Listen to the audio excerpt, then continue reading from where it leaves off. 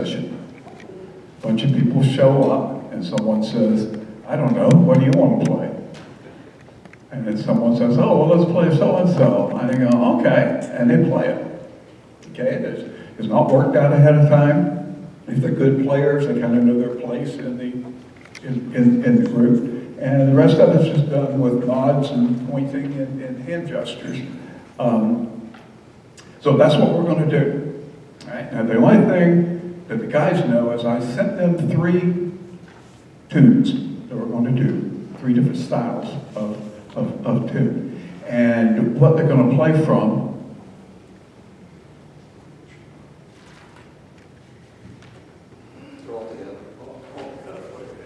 I don't want to lose anything. What we're going to play from is called the lead sheet.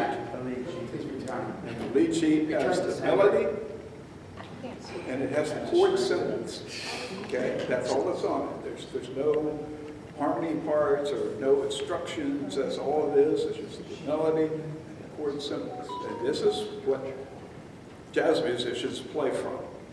We know the melody, or we read the melody if we don't know it. And the rest of it, just whatever happens, happens. That looks good. Thank you. You don't get your money back.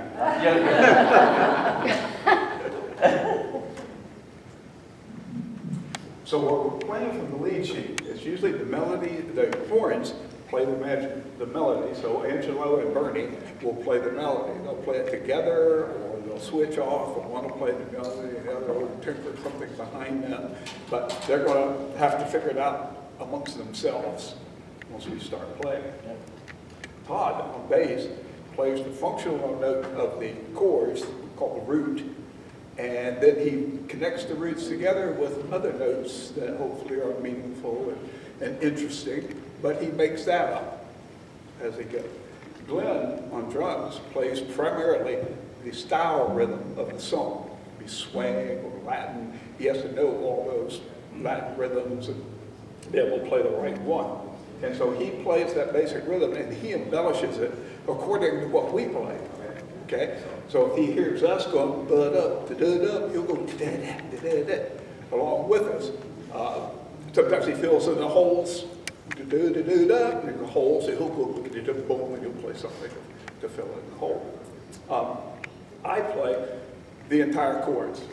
Okay? I play it from the symbol, tells me that it's an A7 flat 9 chord, so I can find 16 different ways of playing A7 flat 9 with other notes added to it as I see fit. Hopefully, good notes. And then connect that to the next chord, that to the next chord, that to the next chord. So that's my job. So when we do that with rhythm section, Todd's going to play what we call a 1-6-2-5 progression. Just the functional bass line with notes that he plays to connect.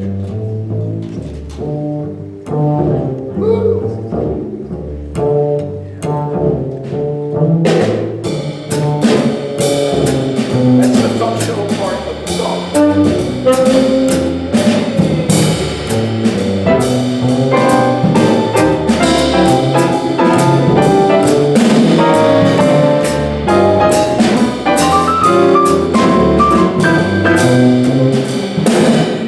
That's our functional part. Imagine the melody on top of that. If you know the song, I Got Rhythm, I got rhythm, da, da, da, da, the first chords.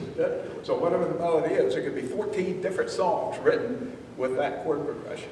We would all play that. And the horns are responsible for playing the melody and not forgetting and start playing another melody, which often happens. You go back to playing it, which song we play?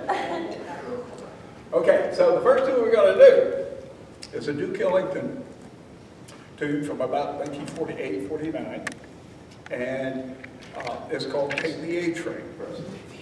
Okay, and it got that title because Ellington felt his band's music was getting old by the 50s. They were still playing music from the 30s, and they were losing audiences, and it was hard to get gigs. The 18-piece band, hard to pay for it.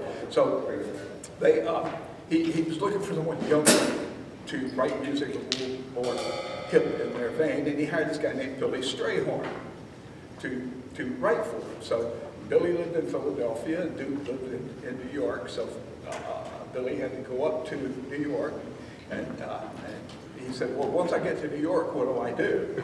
And he said, well, you have to come to Harlem, take the A train.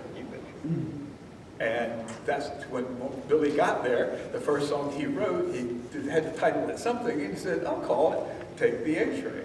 And to this day, the A Train in New York goes to Harlem. So we're going to play the tune, and we're going to start it with, I'll play the traditional elegant intro, 4 bars. Intro. Yeah, four bars. We're going to do the shout. No, just straight. And then solos, Angelo, do a chorus, or they do a chorus, and then trade force with Glenn. And we'll go back and take it out. I'll end it, just end the song, and I'll do the rest. Okay? Here we go. So you play along right now. Yeah. 1, 2, 1, 2, 3, 4.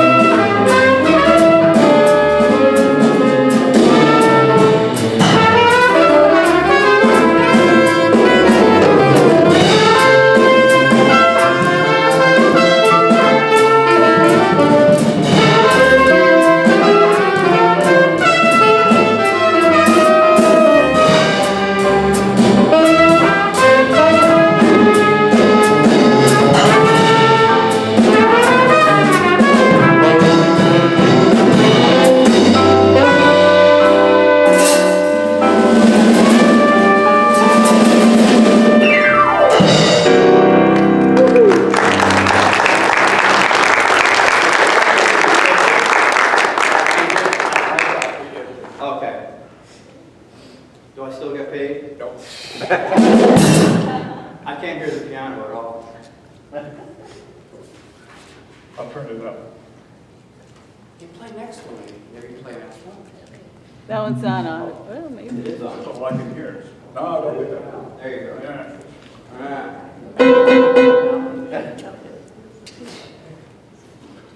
Alright. Okay, so jazz started in the early part of the last century, around the turn of the century, probably before that.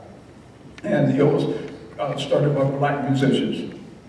Basically, there were no combos like this in those days. The music was music that they played for festivities, entertainment for themselves. And if you've ever seen a funeral in New Orleans, traditional African-American funeral, which they still do today, back then, the people go into the cemetery, carry the casket down the street to the cemetery, and there's a band, like a marching band, plays along, and they play dirge music, sad, kind of, we're going to bury somebody.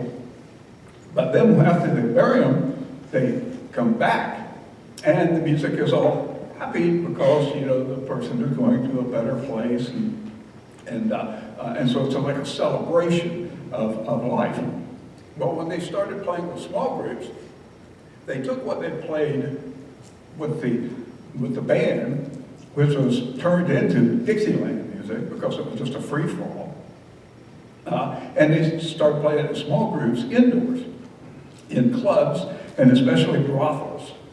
And the small groups couldn't play, the groups couldn't play indoors with the same instrumentation because they used tuba as the bass instrument, and you couldn't play the bass in a club or a living room. I mean, way too loud and take up too much room, so they started playing the acoustic bass to take the place of the tuba. And then you couldn't put a bass drummer and a cymbal player and a snare drummer in a small group, so they invented the drum set.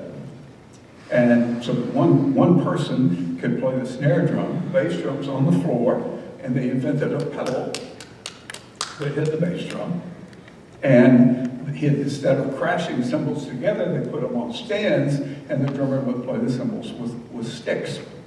So it compacted the whole group. They used banjo, okay, as the piano.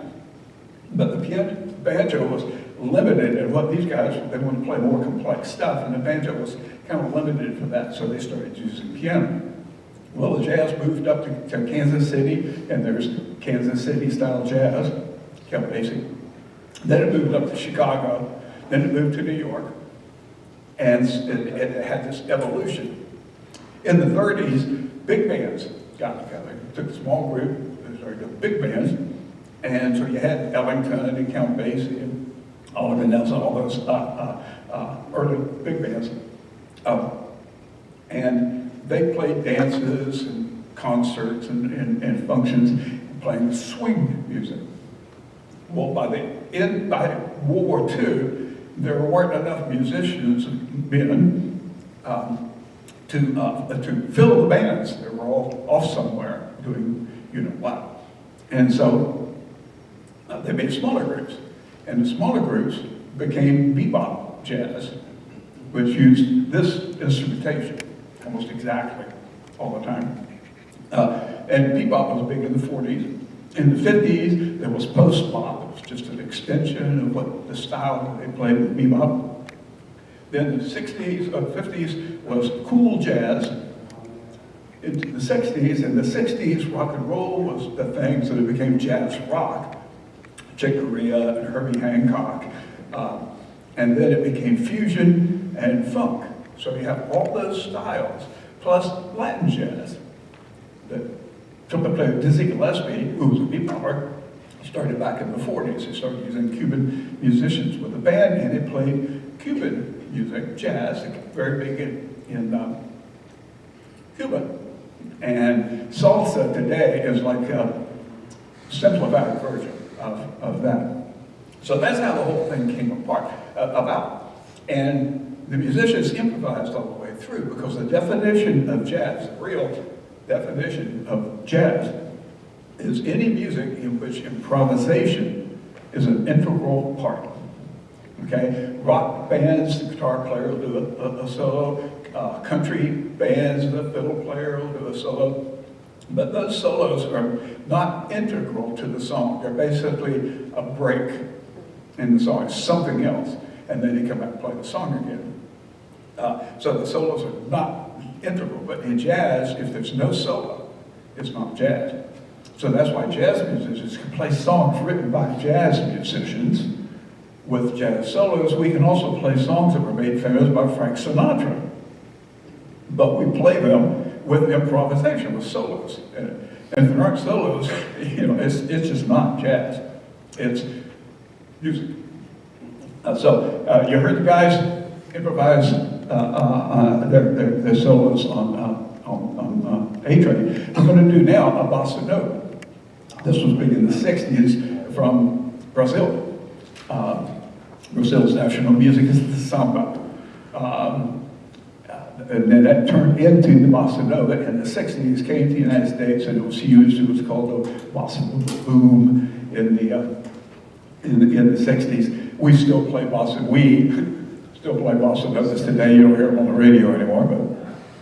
But the one we're going to play is by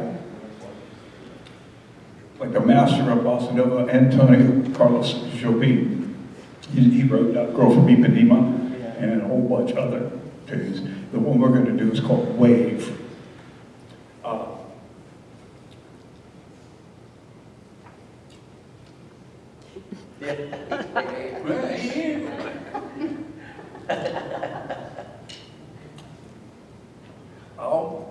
We'll play it down. Play it down. I'll play the chorus. A section. Then we go back to do A, B, A, and go back to the bridge. Okay? I do one, A. So now the full chorus is A. Just A. He's playing a full chorus. A, B, A. And then we go back to the bridge. Take it out. We'll jam the end. A, who's playing bridge? He's my Todd, okay. I'm playing the last day. And then you're playing last day. Okay. Thank you. I want to get paid. It's so confusing. Bossa nova rhythm Hey, buddy, Tim. is different than the song we just played with swing. Play a little swing, Glenn, just for time. Swing. Swing.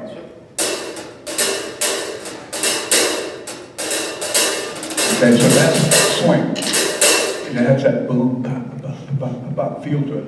Bossa nova has more of a rock feel to it. It's more what we call straight eighth notes. Play some bossa nova. The bass drum is actually the heartbeat sound.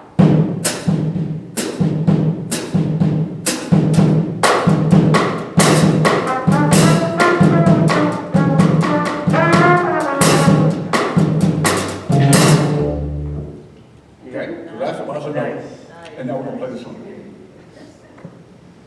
1, 2, 3, 4.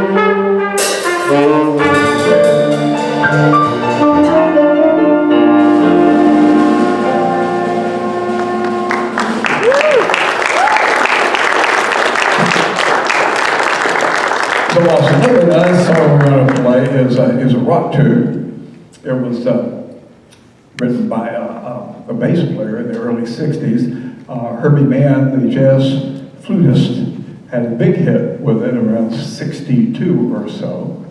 And Mel Torme, anybody remember Mel Torme, the singer from the 50s and 60s? His voice was called the Velvet Fog. He was a crooner. And by the early 60s, his fortunes were waning. Nobody wanted to hear soft-voiced ballad crooners anymore. So the record company said, hey, we want you to record this tune. People will love it. And it's contemporary. The kids will listen to it. It'll be great, you know. So they recorded an album with this tune, and this was the name of the album. Well, afterwards, Mel Torme said it was the worst experience of his life. You know? I mean, he was old Bing Crosby, you know, kind of singer, and this was not his thing. And yet, the tune was a hit on the Billboard 100. It was on the radio all the time in the early 60s. And it was rejuvenated his career. And then all of a sudden he was back on the Ed Sullivan Show again, doing concerts and stuff. So you never know what's going to happen. So we're going to play this tune. And the tune is 60s. So at the time it was more of a boom, boom, boom, boom, boom, boom, boom, boom, boom, boom, that kind of 60s kind of rock tune. But we're going to play it more like 60s, 70s, more funk. Boom, ba, ba, boom, boom, ba, boom, like that. Okay, why don't you guys play something? Do you mind?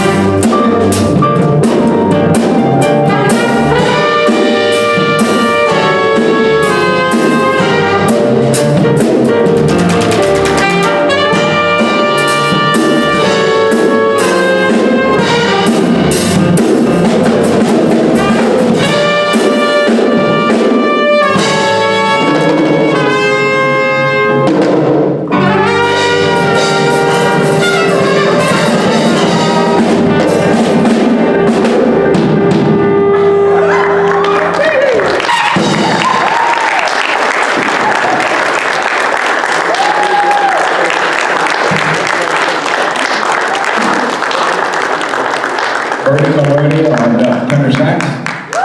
Angela Machule on trumpet. Todd Jeffries on bass. Jeremiah on drums. And I'm Ron Bell, and we are so happy to play for you today. We hope you enjoy it.